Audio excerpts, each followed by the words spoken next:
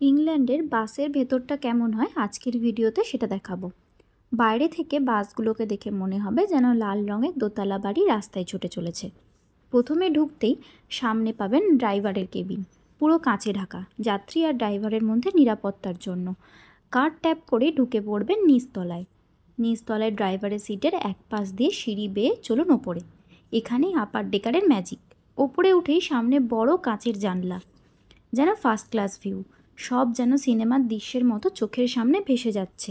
আপার ডেকারে আলো বেশি, সামনের সিট সে তো একদম ভিআইপি। এখানে বসলে মনে হবে আপনি বাসের ক্যাপ্টেন, যদিও বা স্টিয়ারিংটা নিচে। এখানের প্রতিটা বাসে নিচতলা ওপরতলা মিলিয়ে প্রত্যেকটা সিটের সাথে চার্জিং দেওয়া সিস্টেম আছে, যাতে কোনো যাত্রী বাসে চলাকালীন কোনো কিছুতে চার্জ দেওয়া দরকার পড়লে বাসে বসেই যাতে চার্জ দিতে পারে। নিচতলায় একপাশে আছে বিশেষ জায়গা, যেখানে সহজেই রাখা যায় বাচ্চাদের জন্য বেবি স্ট্রলার আর হুইল চেয়ার।